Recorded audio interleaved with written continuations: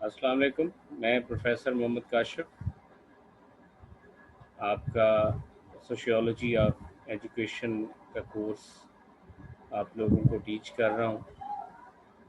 और अपने पिछले लेक्चर में हम लोगों ने सोशियोलॉजी ऑफ एजुकेशन की बेसिक्स को स्टडी किया था, जिसमें हमने सोशियोलॉजी ऑफ एजुकेशन, उसका बेसिक कंसेप्ट, उसका ओरिजिन, सोशियोलॉजी और एजुकेशन में रिलेशन, और इसके साथ साथ एजुकेशनल सोशियोलॉजी और करिकुलम को डिस्कस किया था, जिसमें मैंने आपको बताया था कि करिकुलम दर हकीकत वो कोर्स कंटेंट्स, वो कोर्स आउटलाइंस हैं जो कोई भी इदारा, कोई भी स्कूल या कोई भी इंस्टीट्यूशन किसी भी कोर्स या प्रोग्राम में अपने स्टूडेंट को पढ़ाता है। उस रोड मैप को, उन गाइडलाइंस को, उस सिलेबस को या उन कोर्स कंटेंट्स और कोर्स आउटलाइंस को हम दरअसल उस सब्जेक्ट का, उस कोर्स का, उस प्रोग्राम का करिकुलम कहते हैं। और इसमें हमने दीगर छोटे मोटे और कंसेप्ट्स भी स्टडी किए।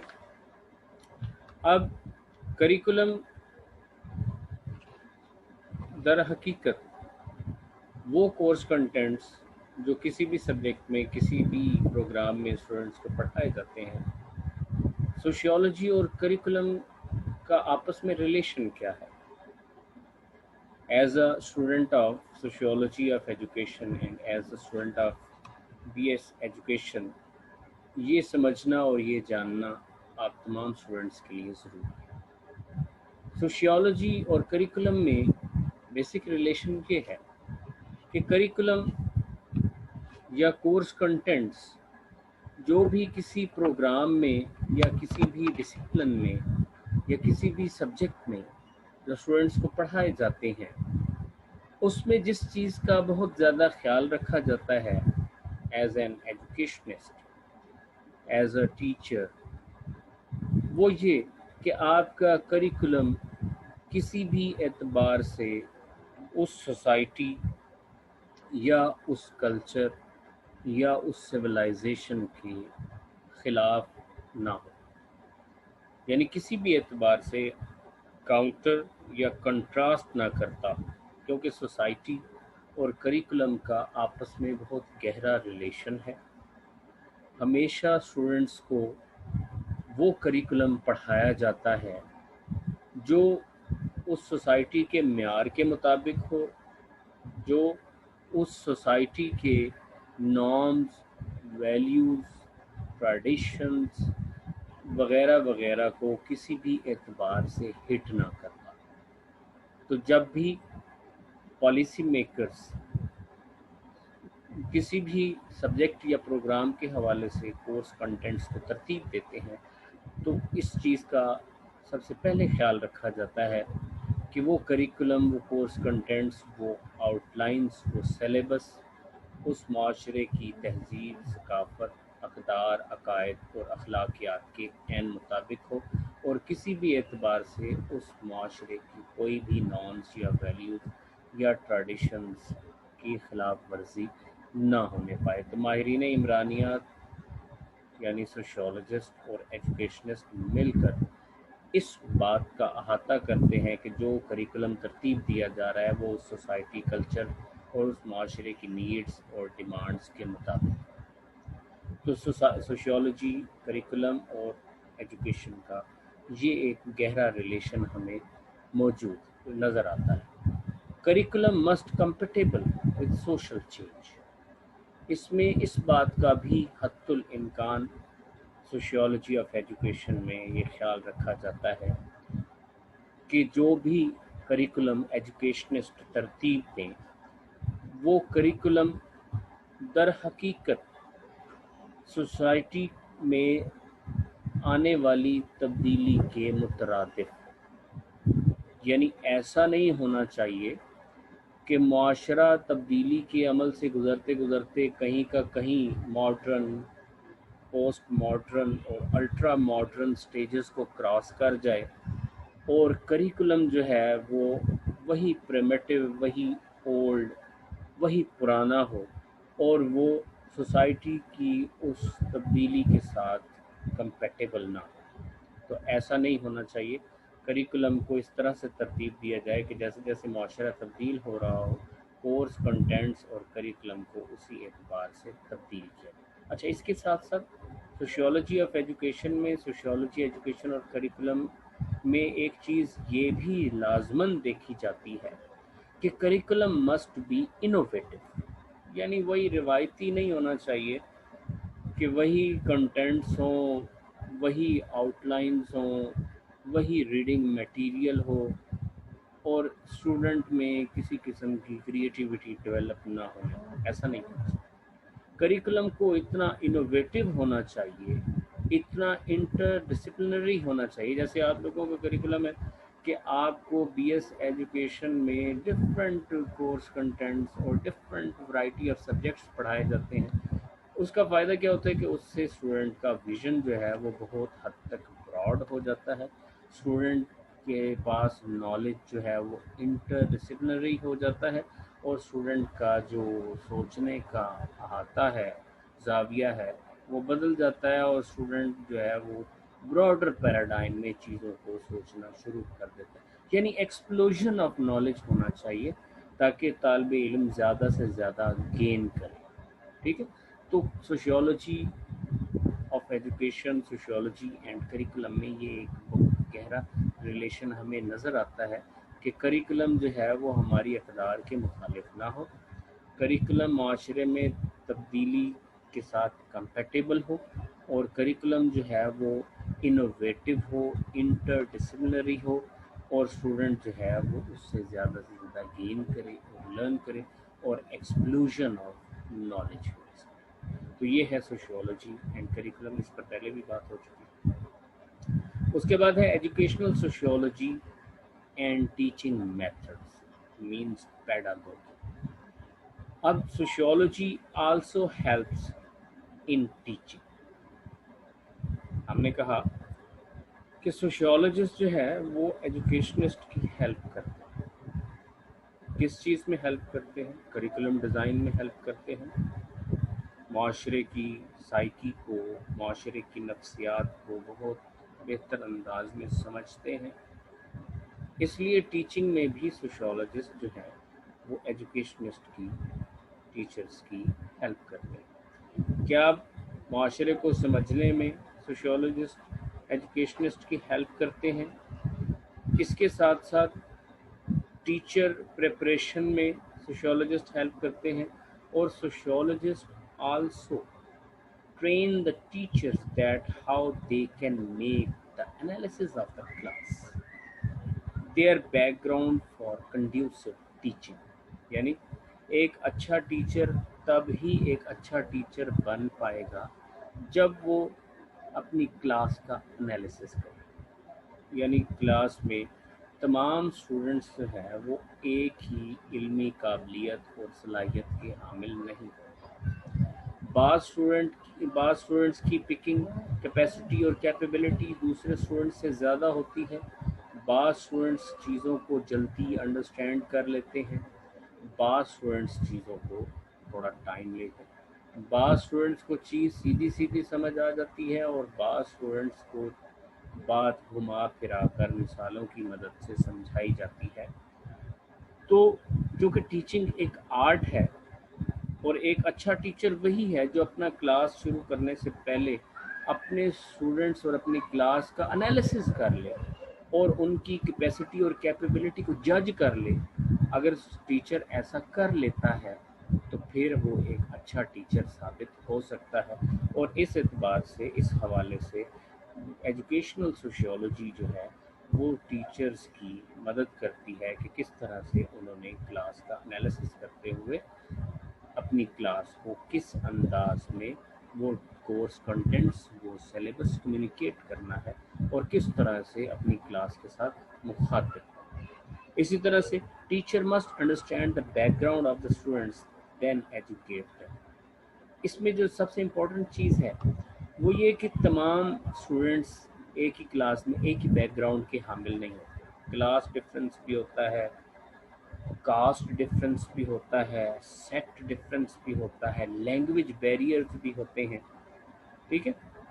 تو اس طرح کے اور بہت سارے ایتھنک ایشوز بھی ہوتے ہیں، سوشل اور کلچرل ڈائیورسٹی بھی اس میں ہوتی ہے، فیملی بیک گراؤنڈ بھی ایک دوسرے سے ڈفر کرتا ہے. تو یہ ساری چیزیں کلاس ٹیچر اور اسٹوڈنٹس کے درمیان کمیونیکیشن بیریئر کریٹ کر سکتی ہیں. تو کلاس کا انالیسس کرتے ہوئے ٹیچر نے ان تمام چیزوں کی بھی اسیسمنٹ کرنی ہے تاکہ کنڈیوسو ٹیچنگ کر سکے.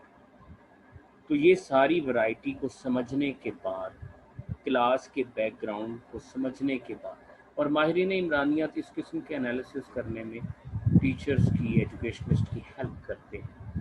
تو جب ایک ٹیچر کلاس کا یہ سارا بیک گراؤنڈ سمجھ جائے گا تو پھر وہ اچھے سے ٹیچنگ کر سکے گا، اسٹوڈنٹ کے ساتھ کمیونیکیٹ کر سکے گا اور اپنی بات کو اسٹوڈنٹ تک کمیونیکیٹ کر سکے گا. تو سوشیولوجی آف ایجوکیشن میں یہ سب سے امپورٹنٹ چیز ہے کہ ایجوکیشنل سوشیولوجی جو ہے وہ ٹیچنگ میتھڈس کے حوالے سے ایجوکیشنسٹ کی ہیلپ کرتی ہے اور نتیجتاً ایجوکیشنسٹ یا ٹیچر اپنی کلاس کے ساتھ مناسب انداز میں کمیونیکیٹ کر سکتے. اس میں ہم 3 ٹیچنگ میتھڈس جو ہیں وہ بتانے جا رہے ہیں. اگر کوئی بھی ٹیچر ان 3 ٹیچنگ میتھڈس کو فالو کر لے تو وہ اپنی کلاس کے ساتھ اچھے سے کمیونیکیٹ کر سکتا ہے، ایک اچھا ٹیچر ثابت ہو سکتا ہے. اس میں سب سے پہلا ہے اسپیسڈ لرننگ. Spaced learning. اب یہ اسپیسڈ لرننگ کیا ہے؟ Learning through extra curricular activities. It's a fast way of learning. کہ آپ نے ایکسٹرا کریکولر ایکٹیویٹیز کے ساتھ بچے کو سکھانا، یعنی صرف نالج اور نالج نہیں ہوگا، صرف ایکڈیمک ڈیبیٹ، ڈسکورس اور ڈسکشن ہی نہیں ہوگی، بلکہ اس کے اندر آپ نے اسٹوڈنٹ کو تھوڑی سی اسپیس دینی ہے. بچہ سارا دن پڑھ کے تھک جاتا ہے اور وہ تھوڑا سا پاز مانگتا ہے، تھوڑا سا ریلیکسیشن مانگتا ہے. کیونکہ spaced learning involves encouraging student to quickly switch through activities. کہ آپ نے 10 منٹ، 15 منٹ، 20 منٹ یا آدھا گھنٹہ پڑھایا اور اس پڑھانے کے بعد آپ نے 10 منٹس کا اسٹوڈنٹ کو بریک دیا. اب وہ بریک کس قسم کا ہو سکتا ہے؟ وہ بریک بھی ایکڈیمک ہوگا کہ آپ نے جو بچوں کو سکھایا یا پڑھایا، آپ اس پر 10 منٹس کی اوپن ڈبیٹ یا ڈسکشن کرا لیں. آپ اسٹوڈنٹ کو آدھے گھنٹے کی ٹیچنگ کے بعد 10 منٹس دے دیں کہ آپ آج کے اس لیکچر کے حوالے سے، اس کلاس کے حوالے سے 2 جملے لکھ کر بتائیں، یا پھر پریکٹیکلی آپ نے اس ٹاپک کو اسٹوڈنٹ کے ساتھ ڈسکس کرنا. تو اسپیس دینی ہے بچوں کو، ان کو ایڈیشنل ٹائم دینا ہے ریلیکس ہونے کے لیے تاکہ وہ بچے اپنا نیکسٹ موضوع سمجھ سکیں. کیونکہ اگر طالب علم ریلیکس ہوگا تو وہ اچھے سے لرن کرے گا، اور اگر وہ اوور برڈن ہوگا، اس کے مائنڈ کو آپ ریلیکس نہیں کریں گے تو قطعاً وہ طالب علم آپ کی بات کو سمجھنے کی کوشش نہیں کرے گا، وہ اتنا انٹرسٹ نہیں لے گا جتنا اس موضوع کو اسٹڈی کرنے میں اس کو لینا چاہیے. تو اسپیس دینی ہے آپ نے بچے کو ریلیکسیشن دینی ہے، تاکہ یہ ٹیچنگ میتھڈ کا سب سے پہلا رول ہے کہ آپ اس کو اسپیس دیں گے، ریلیکس کریں گے، تو جب اگلی بات آپ کریں گے تو وہ آپ کی بات کو بآسانی سمجھ لیں گے. نیکسٹ اس کے اندر جو دوسری کنڈیشن، دوسرا جو میتھڈ ہے، وہ دوسرا میتھڈ آف ٹیچنگ ہے فلیکسیبل فرائیڈے. اب یہ فلیکسیبل فرائیڈے کیا ہے؟ یہ وہ ٹیکنیک ہے، وہ ٹرم ہے جو عام طور پر ترقی یافتہ معاشروں میں اور ویل ڈسپلنڈ اور انسٹیٹیوٹس آف ایجوکیشن میں عام طور پر فالو کیا جاتا ہے. ہوتا کیا ہے کہ آپ پورا ہفتہ بچے کو مختلف سبجیکٹس پڑھاتے ہیں، پورا ہفتہ، और फिर वीकेंड पे आप एक रोज़ ऐसा रख लेते हैं जिस रोज़ हर तालिबे इल्म के पास ये स्पेस, ये गुंजाइश मौजूद होती है कि जो सब्जेक्ट उसको डिफ़िकल्ट लगता है वो वीकेंड पे उस सब्जेक्ट को अपने कंसर्न टीचर के साथ डिस्कस कर सकता है। इसके अलावा उस रोज़ वो तालिबे इल्म दूसरा कोई सब्जेक्ट नहीं पढ़ेगा। यानी फॉर एग्जांपल आप इंग्लिश पढ़ रहे हैं, मैथ पढ़ रहे हैं, पाक स्टडीज़ पढ़ रहे हैं, इस्लामिक स्टडीज़ पढ़ रहे हैं और दीगर सब्जेक्ट्स पढ़ रहे हैं। आपने सारा हफ्ता इन सब्जेक्ट्स पर लेक्चर लिए और वीकेंड पे आपने फील किया कि आपको मैथमेटिक्स का सब्जेक्ट ऐसा है जो डिफ़िकल्ट लग रहा है और उसके ये पॉइंट्स आपको क्लियर नहीं है।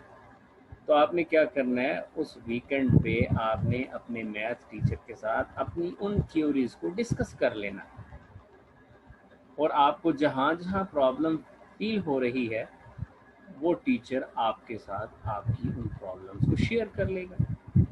और इस तरह से जब आप एक ही सब्जेक्ट पर उस दिन फोकस करेंगे तो आपकी जो क्यूरीज होंगी वो आपके टीचर के साथ डिस्कस करने के बाद आपको क्लियर हो जाए। तो फ्लेक्सिबल फ्राइडे का एक्चुअली ये कंसेप्ट है, ठीक है, कि उस दिन बच्चा उस डिफ़िकल्ट सब्जेक्ट को अपने टीचर के साथ डिस्कस करे। अच्छा, तीसरा इसके अंदर है एंगेजमेंट। एंगेजमेंट क्या है कि students are urge to engage with the real world, के इसमें आपने बच्चे को प्रैक्टिकल वर्क कराना है। हमारे पास एजुकेशनल सिस्टम क्या है कि हम स्टूडेंट को पढ़ाते हुए थ्योरी पर मैक्सिमम फोकस कर रहे होते हैं, जबकि स्टूडेंट को प्रैक्टिकली कुछ भी नहीं बताया और दिखाया जा रहा होता, ना कराया जा रहा होता। तो ज़रूरी है बच्चे की लर्निंग के लिए, ज़रूरी है आपको एक अच्छे टीचर बनने के लिए, ज़रूरी है क्योंकि आप बीएस एजुकेशन के स्टूडेंट हैं। आप में से मेजॉरिटी ने बीएस एजुकेशन करने के बाद किसी न किसी इंस्टीट्यूट में टीचिंग करनी है, तो आपके लिए ज़रूरी है कि आप टीचिंग मेथड्स को समझ लें। आपको मालूम होना चाहिए कि फ्लेक्सिबल फ्राइडे का मतलब क्या है, इसकी अहमियत क्या है, स्पेस लर्निंग किसे कहते हैं और एंगेजमेंट का मतलब क्या होगा। तो कहने का मकसद ये है कि तालिबे इल्म को फील्ड वर्क कराया जाए और प्रैक्टिकली चीज़ों का एक्सपोजर दिया जाए कि जो कुछ वो पढ़ रहे हैं, जो थ्योरीज़ को वो क्लासरूम में बैठकर डिस्कस कर रहे हैं, सिर्फ वही कन्वेंशनल टीचिंग का तरीक़ाकार या मेथड ना हो, बल्कि स्टूडेंट को बाहर लेकर जाया जाए। जिस ऑर्गेनाइजेशन के हवाले से बात की जा रही है उस ऑर्गेनाइजेशन को विज़िट कराया जाए, जो एकेडमिकली उसको पढ़ाया जा रहा है उसका प्रैक्टिकल भी उसको दिखाया और समझाया जाए और कराया जाए, ताकि वो ज़्यादा से ज़्यादा चीज़ों को लर्न कर सके। स्टूडेंट थ्योरी से अगर 20% चीज़ को समझता है तो प्रैक्टिकल से वो उस चीज़ को 90% बल्कि 100% समझ जाएगा।